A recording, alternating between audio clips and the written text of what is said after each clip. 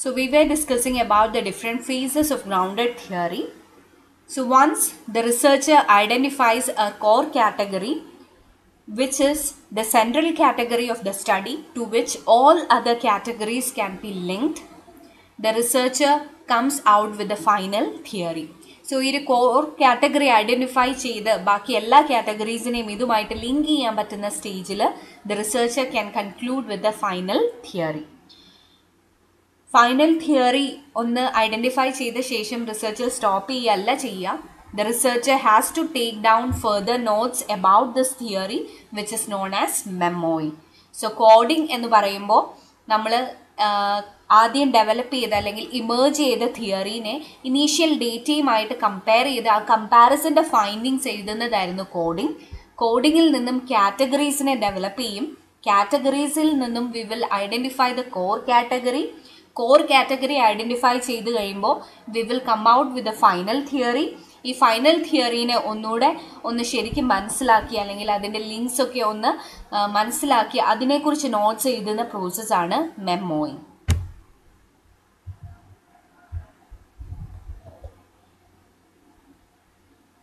So once all this is completed or all this process saturates and no fresh data evolves, it is time for sorting or winding up. So the data collection is stopped when new further data is not emerging, and there it is time to sort out or finalize the theory which is known as sorting.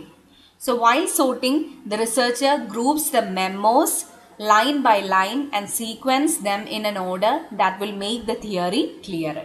So ഈ ഒരു തിയറീനെ കുറിച്ച് എഴുതിയ നോട്ട്സായ മെമ്മോസിനെ ഒന്ന് organise ചെയ്ത് ഈ ഒരു തിയറീനെ പ്രോപ്പറായിട്ട് define ചെയ്യുന്ന പ്രോസസ്സിനെയാണ് സോർട്ടിംഗ് എന്ന് പറയുക. And this is the last face of grounded theory. So these are the phases of grounded theory. We'll see once more. The grounded theory, it begins with a research situation. Within the research situation, the task of the researcher is to identify what is happening there, which is known as the core variable, as well as how the players manage this particular situation. After each hour of data collection, the researcher is to write down notes. There should be constant comparison of the notes. The initial data is compared with the present data, and from this comparison, a theory will emerge. Then the researcher will have to compare the theory with the data, and this comparison, the findings are written as codes in the margin. From the codes, the researcher has to identify categories. Once the categories are developed, the researcher will try to understand the core category or the central category to which all other categories can be linked. Once the core category is developed, the final theory can be emerged. Once the theory emerges, the researcher tries to understand the theory further, and the comparison is written as memos. Once no fresh data is emerging, the researcher winds up the research, and this is known as sorting. In this process, all the memos are read again. It is read line by line, and it is arranged in a way that the theory can be explained clear. Now coming to the sources of data collection in grounded theory. So the various sources of data collection are formal or informal interviews, various documents regarding this particular research situation, observing the participants, artwork regarding this particular research situation. Usually it is regarding a social process or social structure. So your social process node related aayittulla artworks, case studies of people within this particular social structure, diaries of relevant people, as well as audio or video tapings. So these are the sources of data collection: formal or informal interviews, documents, participant observation, artworks, case studies, diaries, audio or video tapings.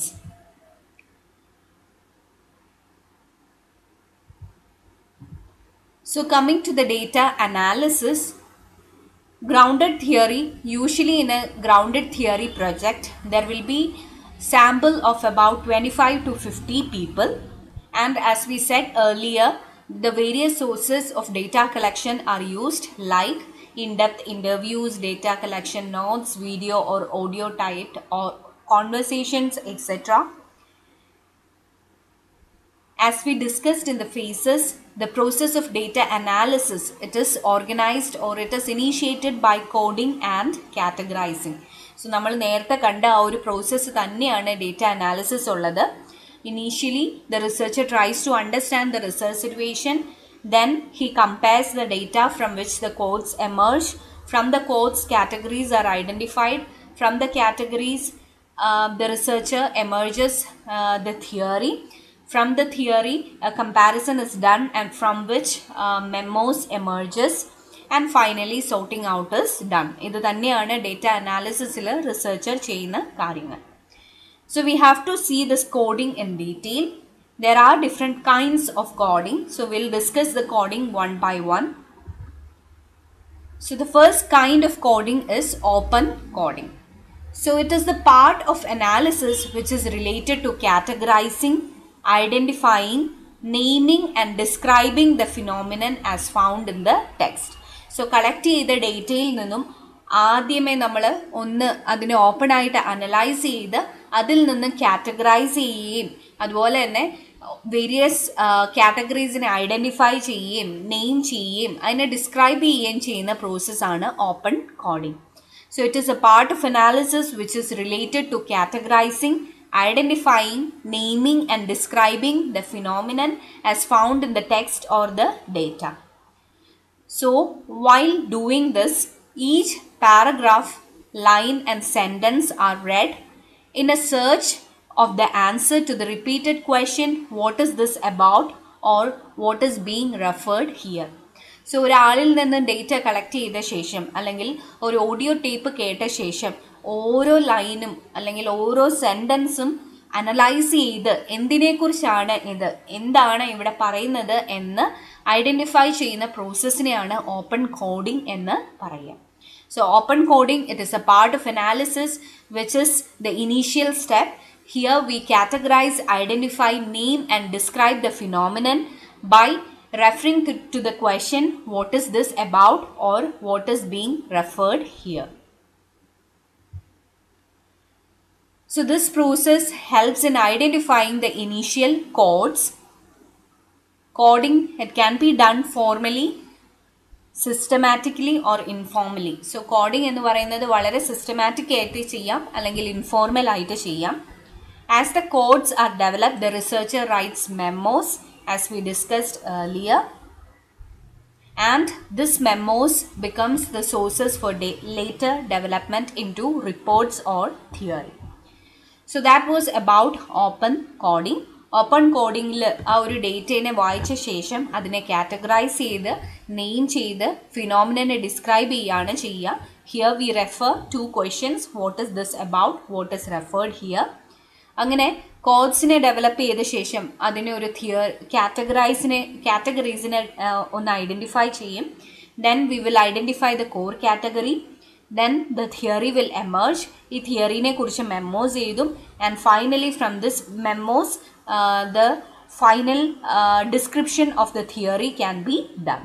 So that was about open coding.